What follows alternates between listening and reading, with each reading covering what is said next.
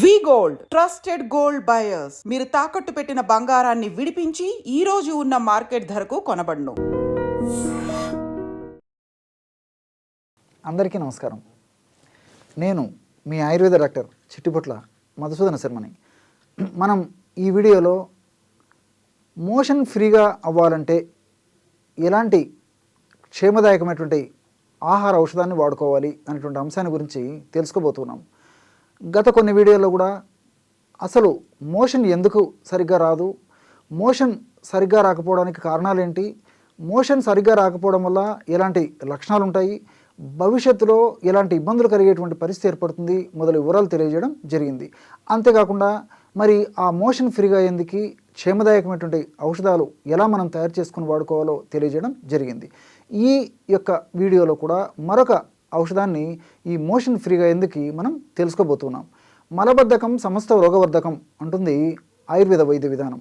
అంటే ఈ మలబద్ధకమే అనేక రకాలైనటువంటి రోగాలు కారణం అవుతుందని చెప్పేసి స్థూలంగా అర్థం చేసుకోవచ్చు. అదేవిధంగా ఉన్నటువంటి రోగాలు కూడా త్వరగా పెరిగేందుకు కూడా ఈ మలబద్ధకం కారణం అవుతుందని చెప్పేసి కూడా మనం స్థూలంగా ఈ రెండు విధాలుగా దీన్ని బట్టి మనం అర్థం చేసుకోవచ్చు అనమాట. ఈ రోజుల్లో వివిధ రకాలైన కారణాల రీత్యా చిన్నపిల్లల నుంచి పెద్దల వరకు మరి మోషన్ ఫ్రీగా అయ్యేటువంటి పరిస్థితి లేదు. ఈ మోషన్ ఫ్రీగా కాకపోవడం వల్ల ఆ యొక్క ప్రభావం మనసు మీద కూడా పడే పరిస్థితి ఏర్పడుతుంది. అంటే కోపము, చికాకు, ఏ పని మీద ఆసక్తి లేకపోవడము, తలనొప్పి, ఇలాంటి లక్షణాలు కూడా కలిగేటువంటి పరిస్థితి ఏర్పడుతుంది. వీటికి తోడు మరి శారీరకమైనటువంటి లక్షణాలు, కడుపు ఉబ్బరంగా ఉండడము, అదేవిధంగా ఆకలి కాకపోవడము, నొప్పులు రావడము, దీని యొక్క ప్రభావం చేత క్రమక్రమంగా వెయిట్ పెరిగేటువంటి పరిస్థితి ఏర్పడము, షుగర్ రావడము, ఇలాంటివి అనేక రకాలైన సమస్యలు కూడా కలిగేటువంటి పరిస్థితి ఏర్పడుతుంటుంది అనమాట. మరి మోషన్ ఫ్రీగా కాకపోవడం వల్ల నిద్ర కూడా సరిగ్గా పట్టకపోయేటువంటి పరిస్థితి ఏర్పడుతుంటుంది అనమాట. ఇలా వివిధ రకాలైనటువంటి పరిస్థితులు మోషన్ ఫ్రీగా కాకపోవడం వల్ల కలుగుతుంటాయి. మరి మోషన్ ఫ్రీగా ఎందుకు ఎలాంటి ఔషధాన్ని తయారు చేసుకోవాలంటే బాగా నిదానంగా రాసుకోండి. ఒక్కొక్క పదార్థము మొదట చెప్పినటువంటి 4 పదార్థాలు ఒక్కొక్కటి 50 గ్రాములు తీసుకోవాలి. చిట్ట చివరి పదార్థం 10 గ్రాములు మాత్రమే తీసుకోవాలి. ఆ 4 పదార్థాలు 50 గ్రాములు తీసుకోవాల్సిన పదార్థాలు ఏంటంటే ఎండు ద్రాక్ష, గులాబీ పూల పొడి, శొంఠి పొడి, సునాముఖి పొడి. మళ్ళీ ఒకసారి చెప్తాను చూడండి. ఎండు ద్రాక్ష మనకు మార్కెట్లో దొరుకుతుంది, ఇవన్నీ కూడా మనకు మార్కెట్లో దొరుకుతాయి. గులాబీ పూల పొడి, తాజాగా తయారు చేసినటువంటి గులాబీ పూల పొడి కూడా మనకు మార్కెట్లో దొరుకుతుంది కాబట్టి విచారించి అది దొరికేట్లయితే తీసుకోండి. లేకపోతే గులాబీ పూలు తెచ్చుకొని శుభ్రం చేసేసి నీటిలో బాగా ఆరబెట్టేసేసి పౌడర్ తయారు చేసుకోండి, మిక్సీలో వేసేసి. మీకు ఎలా వీలైతే అలాగా చేసుకోండి. గులాబీ పూల పొడి, అదేవిధంగా శొంఠి పొడి, సునాముఖి, బాగా నిదానంగా రాసుకోండి. సునాముఖి మనకు ఎండించినటువంటి ఆకులు మార్కెట్లో దొరుకుతాయి. అదేవిధంగా పొడి కూడా మనకు మార్కెట్లో దొరుకుతుంది. ఇది కూడా తాజాగా తయారు చేసినటువంటిది అయితే దొరికితే తెచ్చుకోండి. లేకపోతే సునాముఖి ఆకులు కూడా మనకు చాలా చౌక ధరకే దొరుకుతాయి కాబట్టి తెచ్చుకొని మిక్సీలో వేసుకోవడం వల్ల కూడా చాలా త్వరగా పౌడర్ అయిపోతుంది అనమాట. జల్లించేసేసి ఆ యొక్క పౌడరు కూడా తీసుకోవాలి. ఈ 4 పదార్థాలు ఒక్కొక్కటి 50 గ్రాముల చొప్పున తీసుకొని సైంధవ లవణం అంటే రాక్ సాల్ట్ చూర్ణము ఒక 10 గ్రాములు కలిపేసేయండి. ఈ పదార్థాలన్నింటిని బాగా కలిపేసి రోలుండి వస్తుంటే మెత్తగా దంచేసేయండి. అలా వీలు కాకపోతే మొత్తం మిక్సీలో వేసేసేయండి. మొత్తం ఈ 5 పదార్థాలు, ఆ 5 పదార్థాలు మిక్సీలో వేసి బాగా కలిసిపోయిన తర్వాత ఒక గాజు సీసాలో నిల్వ ఉంచుకొని రోజు రాత్రి పడుకునేటప్పుడు 1 టీ స్పూన్ అంటే ఇంచుమించు ఒక 5 గ్రాములు ఈ యొక్క చూర్ణాన్ని 100 మిల్లీలీటర్ల గోరువెచ్చని నీళ్లు కానీ కాచితలాడిచినటువంటి నీళ్లలో కలిపి కానీ తీసుకోవాలన్నమాట.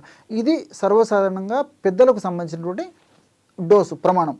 చిన్న పిల్లలకైతే వాళ్ళ యొక్క వయస్సును బట్టి, వాళ్ళ యొక్క బరువును బట్టి, వాళ్ళ యొక్క వ్యాధి తీవ్రతను బట్టి, అవస్థను బట్టి, ఇతర అనుబంధ లక్షణాలను బట్టి మరి 1 గ్రాము నుంచి, లేకపోతే మరీ చిన్న పిల్లలైతే 1 లేదా 2 చిటికెల ప్రమాణం కూడా వాడుకోవచ్చు అనమాట. సర్వసాధారణంగా ఒక 2-3 సంవత్సరాలు పైబడినటువంటి వాళ్ళందరూ కూడా 1 గ్రాము వాడుకుంటే సరిపోతుంది అనమాట. మరి అంతకంటే చిన్నపిల్లలు, ఉదాహరణకి 4 మాసాల పిల్లలు, 5 మాసాల పిల్లలు, 6 మాసాలు ఇట్లా చిన్న పిల్లలు అయితే 1 చిటికెడు పొడి తీసుకొని చనబాలతో కానీ తేనెతో కానీ రంగరించేసేసి నాలుక మీద చప్పరించేటట్లు పెట్టేసేయాలన్నమాట. పిల్లలు చప్పరించేసేసి మింగేస్తారనమాట. దానివల్ల కూడా మోషన్ ఫ్రీగా అయ్యేటువంటి పరిస్థితి ఏర్పడుతుంది. కాబట్టి పెద్దలైతే 1 టీ స్పూన్ ప్రమాణం తీసుకోవాలి. మరి పిల్లలైతే వాళ్ళ యొక్క వయస్సును బట్టి కూడా 1 చిటికెడు, 2 చిటికెలు, 3 చిటికెల ప్రమాణం నుంచి మొదలుపెట్టేసి క్రమంగా పెంచుకుంటే సరిపోతుంది అనమాట. అట్లే ఒక 10 సంవత్సరాలు దాటినటువంటి పిల్లలైతే 10 సంవత్సరాల నుంచి 15 సంవత్సరాలు 16 సంవత్సరాల పిల్లలు అయితే మ్యాక్సిమం సమస్య ఎక్కువగా ఉంటే అర టీ స్పూన్ వరకు కూడా వాడుకోవచ్చు అనమాట. ఈ విధంగా రోజు ఒక్కసారి ఈ యొక్క ఔషధాన్ని వాడుకోవడం వల్ల చాలా త్వరగా స్పీడ్గా సత్వరమే వెంటనే ఇందులో ఉన్నటువంటి ఔషధ గుణాలు దేహంలో జీర్ణ వ్యవస్థ మీద పనిచేసి ప్రేవుల్లో చలన గుణాన్ని పెంచేసి తీసుకున్నటువంటి ఫస్ట్ డోస్ నుంచే దాని యొక్క ప్రభావాన్ని చూపించి మరుసటి రోజే మోషన్ ఫ్రీగా కావడం మొదలవుతుంది అనమాట. అది ఈ యొక్క ఔషధం యొక్క ప్రత్యేకత. ఈ యొక్క ఔషధాన్ని మరి ఈ యొక్క పద్ధతిలో వాడుకొని కొన్నాళ్ళ తర్వాత ఆపేసిన సరిపోతుంది. కానీ ఆపేసినప్పటికీ ఇప్పుడు నేను చెప్పబోయేటువంటి కొన్ని జాగ్రత్తలు కూడా పాటించాలన్నమాట. ఈ విధంగా పాటించడం వల్ల జాగ్రత్తలు పాటించడం వల్ల మరలా ఈ సమస్య పునరావృతం కాకుండా ఉండేందుకు అవకాశం ఏర్పడుతుంది అనమాట. మరి ఎలాంటి జాగ్రత్తలు పాటించాలంటే చాలామందిలో అంటే 100లో దాదాపు 80-90% మందిలో కూడా ఫైబర్ తక్కువగా ఉండడము, ఫైబర్ ఉన్నటువంటి ఆహార పదార్థాలు తక్కువగా తీసుకోవడము, ద్రవరూపమైనటువంటి ఆహార పదార్థాలు ముఖ్యంగా నీళ్లు లాంటివి తక్కువగా తీసుకోవడం ప్రధానమైనటువంటి కారణాలుగా ఉంటాయన్నమాట. కాబట్టి ఫైబర్ ఎక్కువగా ఉన్నటువంటి ఆహార పదార్థాలు అంటే ఆకుకూరలు, కూరగాయలు, పళ్ళు, అదేవిధంగా పప్పు ధాన్యాలు, తృణధాన్యాలు, తర్వాత గింజ ధాన్యాలు ఇలాంటివి, అదేవిధంగా డ్రై ఫ్రూట్స్, అట్లే ఫ్రూట్స్ ఇలాంటివి బాగా తీసుకుంటున్నాం. వీటినన్నింటిలో ఫైబర్ ఎక్కువగా ఉంటుందన్నమాట. అదేవిధంగా రోజుకు వారి యొక్క శరీర తత్వాన్ని బట్టి, వయస్సును బట్టి, సీజన్ను బట్టి, వ్యాధి అవస్థను బట్టి 3 లీటర్ల నుంచి లేదా 2.5 లీటర్ల నీళ్ళ నుంచి దాదాపు 5 లీటర్ల వరకు కూడా కొద్దిగా ఉదయం నుంచి సాయంత్రం దాకా నీళ్ళు తాగుతూ ఉండాలన్నమాట. అదేవిధంగా వేళకు విశ్రాంతి తీసుకుంటుండాలి. Fast foods, junk foods, bakery foods, ice creams, అదేవిధంగా కూల్ డ్రింక్స్ ఇలాంటివి అన్నిటిని కూడా నిషిద్ధంగా ఉంచుకోవాలి. అంటే ఎప్పుడో ఒకసారి ఏదో ఒక సందర్భంలో కొద్దిగా ప్రమాణంలో వాడితే తప్పలేదు, కానీ మరి ఇవన్నీ తరచుగా వాడము, ఎక్కువ ప్రమాణంలో వాడడం ఏమాత్రం మంచిది కాదు, క్షేమదాయకం కాదు, ఆరోగ్యదాయకం కాదు. కాబట్టి ఆమోదయోగ్యం కూడా కాదు. కాబట్టి ఇలాంటి వాటికి ఎంత దూరంగా ఉంటే అంత మంచిదన్నమాట.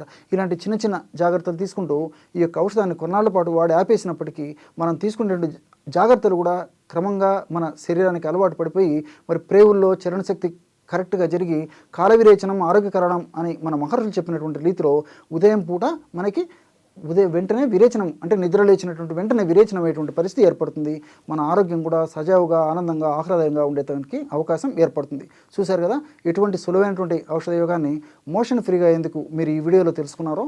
మరొక వీడియోలో మరొక అంశంతో మళ్ళీ కలుద్దాం. అంతవరకు నమస్కారం. మీ చిట్టిబొట్ల.